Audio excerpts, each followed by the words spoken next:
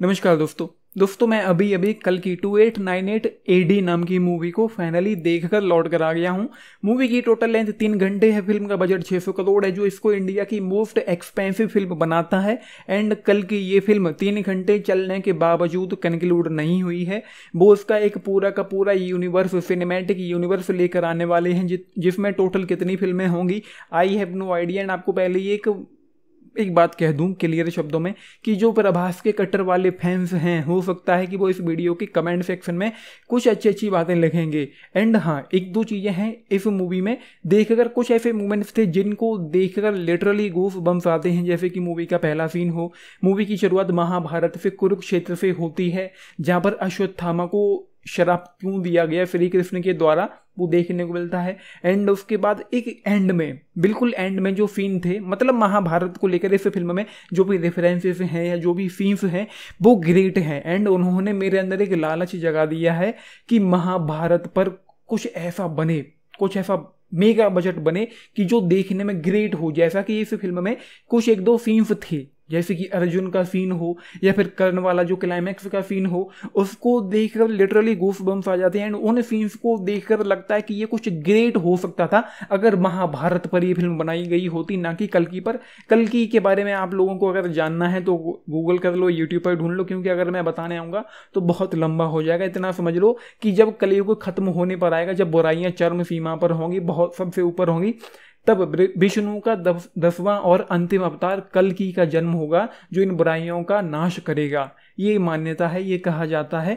बाकी इस फिल्म में शुरुआत बहुत अच्छी होती है। मूवी स्टार्ट हुई, महाभारत के बाद शाप दिया गया, एंड उसके बाद हमको विजुअल्स के तौर पर देखने को मिलता है कि कैसे दुनिया जो है अपने अंत की ओर बढ़ती है, नाश की ओर बढ़ती है। एंड उसके बाद मूवी सेट है 6000 साल बाद, ऐसा स्क्रीन पर लिख कर आता है। एंड काशी में सेट है ये फिल्म।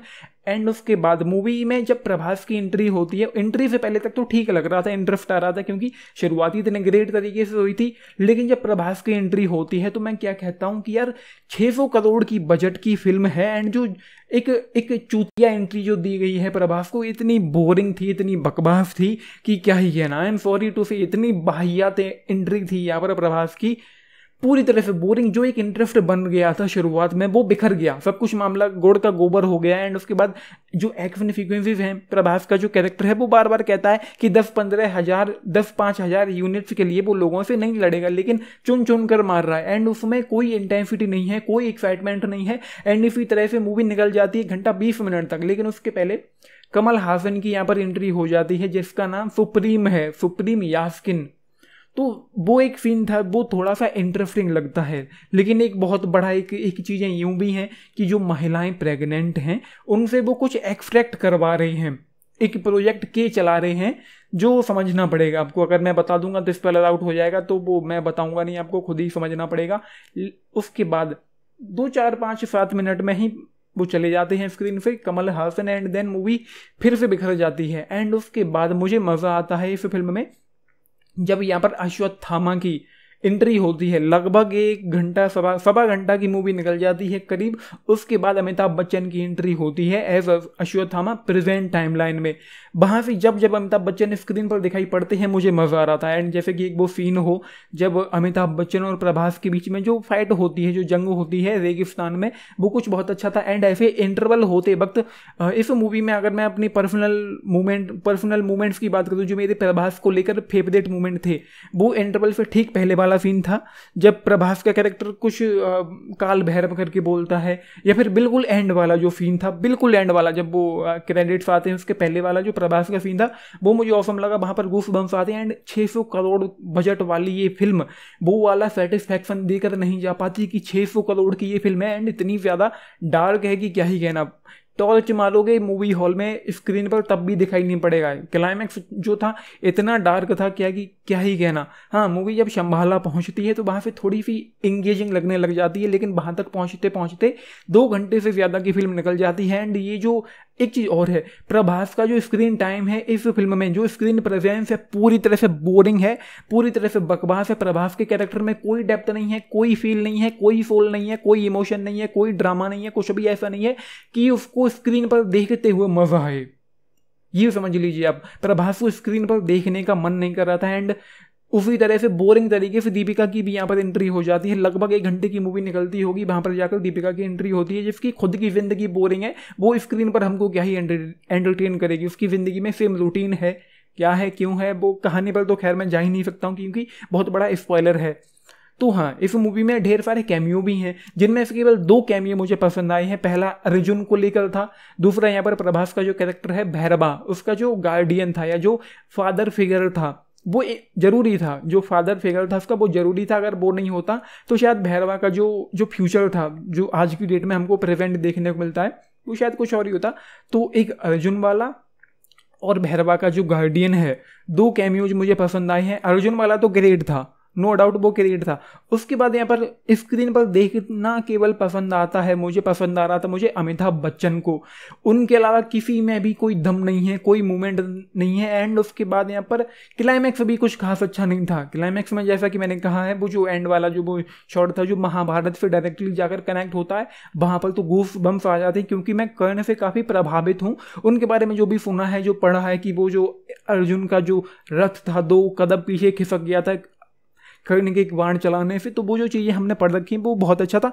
एंड शुरुआत में प्रभास की जब एंट्री होती तो एक बूढ़ा आदमी कहता है भैरवा से एक मूर्ति के बारे में, कुछ यूँ कहता है कि काल भैरव है ये, काशी के रक्षक, ये काशी की अब काशी की रक्षा तुम्हें करनी होगी। वहाँ तक तो लगा कि चीज़ें सीरियस हो रही है, एक मजाक से हटकर जो एक्शन वगैरह था एंट्री के दौरान वो सब मजाक ही था।